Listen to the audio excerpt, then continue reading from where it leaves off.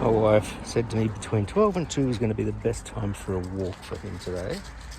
Temperature wise and that sort of stuff, I think. Needed to get a script for my wife. Check the post office. Come to town and go for a walk from there. Check the post office. Nothing there. Went to the pharmacy, and normally, like a lot of people, you just sort of tie your dog up outside the door, and I've done that with him quite a few times. But because I was just going to drop a script in, I thought I could drop it in and come back. So I just picked him up, carried him in, handed the script over, and one of the ladies goes, "Oh, is this Batman?" Because he gets his eye drops there. And as soon as she said that, one of the others said, "Oh, he's so gorgeous." And then all the ladies from out the back had to come out to see what Batman looked like, because they're so used to filling his scripts. They thought he was adorable. And the script got filled really quick because there was nobody else there. So we got our scripts, and now we're going for a walk.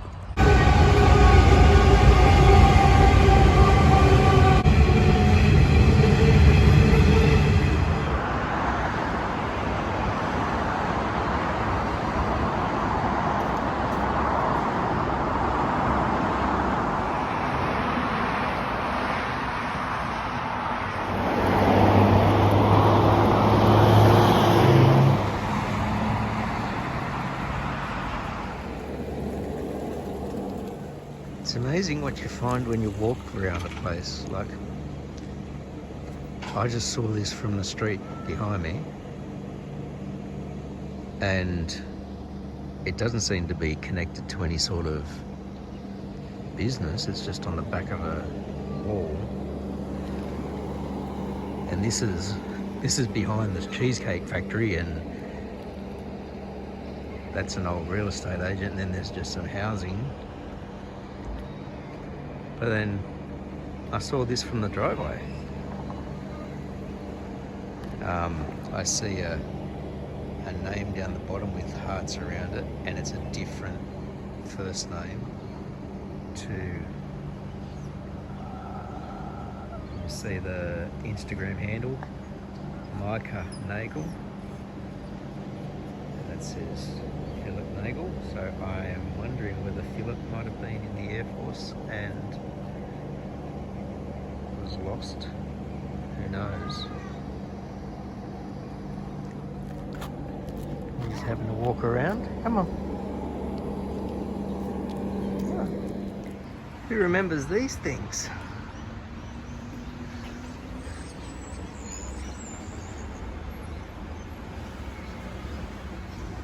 Telstra. Go online or call anywhere in Australia here for free.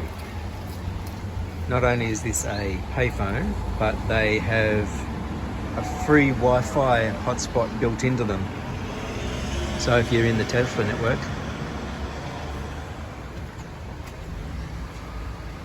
there you go. That's where I bought my first motorbike years ago. The store's still here. Come on. It's good to see that some businesses can last, because when I bought my bike, that was 19 years ago, in places like this second-hand car yard, Aussie car sales. This has been here the whole time, because I remember always checking here for four-wheel drives when I was a teenager.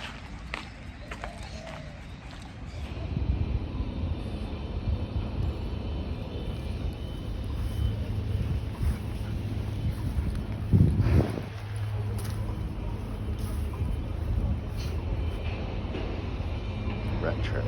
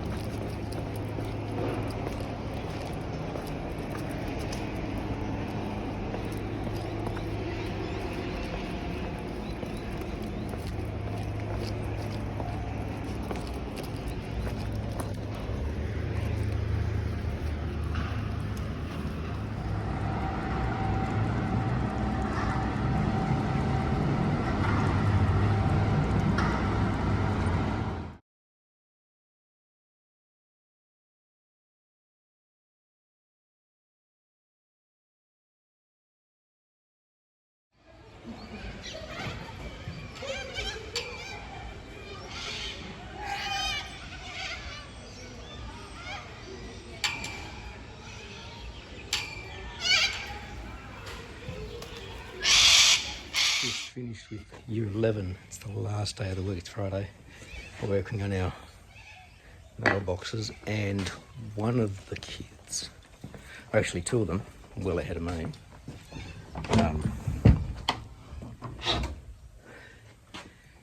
you see him in the background? Actually, there's three. Four. Some of them working a lot better than expected. This one's the one at the head. He's got the main section of his box put together. I cut his base and shaped his base because I cut it slightly wider. I wasn't sure how wide it was when I was prepping the material because I didn't have a cutting list with me. So I just ripped up a whole stack of plywood for the bases, which is down there. Old pallet plywood, always reusing. But they're coming along well. So I've actually got 4 students up to the same state, just about, and the others were working along together. I've got double medal after recess, so between recess and lunch, and I want my class to kind of catch up. I want to not move on to the next project until all of them are caught up and I've finished the dustpan. The students who have finished, I want to get them to help me kind of tidying up the workshop, getting the new shelving set up. Some of them actually asked to do that because they're finished and they started on the shelving last week and they want to just keep working on it. It's a pretty big job. So I'm go and get some recess and then move on to that. I just need to remember where I put the plans for the shelving. So we're at the end of that double period with stage 5 metal. A few more of the dustpans completed. I think there's only a few kids left to go. My goal was to try and have the whole class done today in our double. And so I said, like, that's what we're focusing on. We'll just work on getting the projects done. The toolboxes have already gotten all mixed up with their tools. At the end of the last lesson, there was tools missing. We've got mallets that the heads have come off, and this one's a good one that you can pin. But there were some that we got that were just glued in, and so they were just popping off the handles. My thought is for the next lesson, every kid's got a toolbox, but they're getting mixed up. So I want to get them to get all their toolboxes out. Each one has a little card in here of what you should have in there. We haven't been doing the check-in, check-out super officially. Like, I've been checking the toolboxes that have come in, but what's happened is that they might have every tool in it, but it's not their tool. And so the boxes are getting mixed up.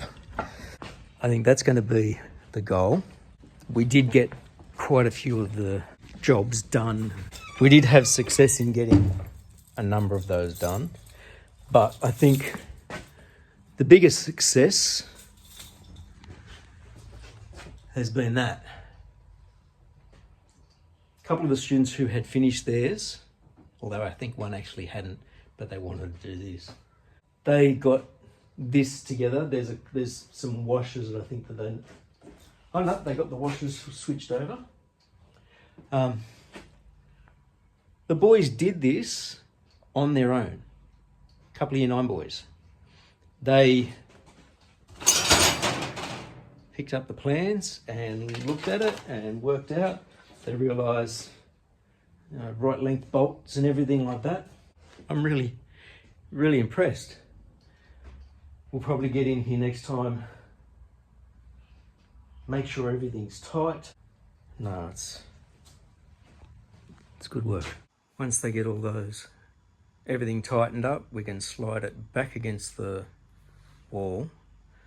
I can bolt it to the concrete, which I've got tap cons there. These, we'll figure out what height they're going to be at, but they just have a pin that slips through, split pin, so you basically set the height you're going to have it, I think, and keep it. These things stop your load from falling off the front. They got little spring pins under here. I just thought I'd put on one to see what it's like. Might have to move those drums. I'm happy with this. This is good. That's an industrial load-bearing one. Should be good for all of this stuff that's around the corner stacked here. We'll get it loaded up, and that way we can actually make use of that timber. Here's what happens when your birdseed dish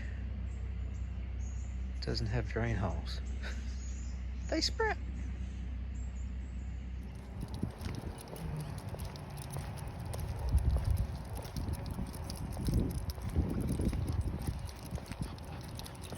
We're down by Bark, Blacktown Animal Rehoming Centre. I've been talking to some of the staff. Apparently it's all lost pets and strays. If the animal has a microchip, they keep them for 21 days before they'll put them up for adoption while they try and find the owners.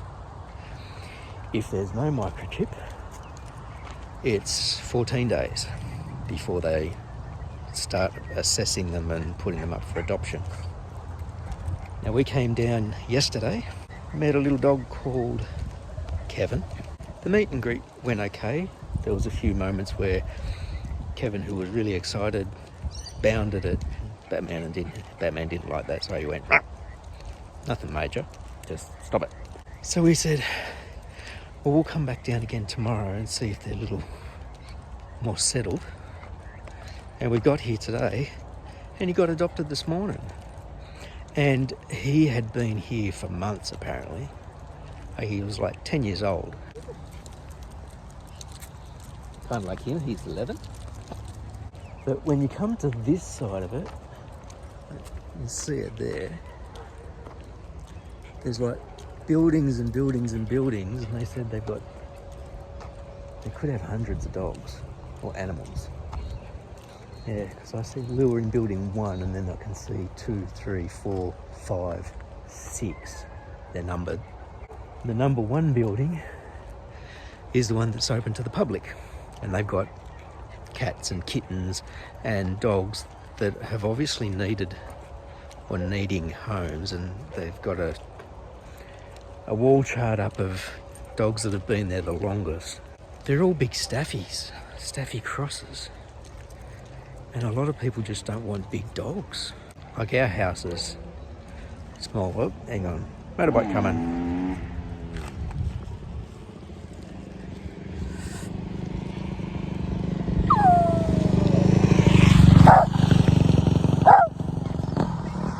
See? Trail bike. I actually check that sign. Wheelies. Where we are is actually like a walking trail, and I know that in this side, in that way, what was that dog? Oh no, that's getting myself mixed up. My school is in that general direction, a few k's away. We'll head back. Can you hear all the dogs? Straight up ahead, that's Nurringinji Reserve. It's a nature reserve parkland that people are allowed to go into. And one of the athletics fields that we used to use a lot in the past was that way. I'm not really sure what's in that way unless I look at the map. But this walking area seems to go all the way around it. And that there is the Animal Rehoming Centre. So I'm just giving Batman a bit of a walk, get some energy off, while my wife is meeting with Gizmo, who's a pug Jack Russell Cross, just to see whether he's might be suitable for a meet with Batman. I think he's a little bit bigger. Batman's 10 kilos and this fella's just over 16. There we go. Says no motorbikes. Guess people aren't used to listening to that. You can ride cycles along here. Walk your dogs on a leash. Alright, mate. Eh? Yeah, we'll head back to Mum. Alright? That's the building just up there. And the meeting yards are down this end of it.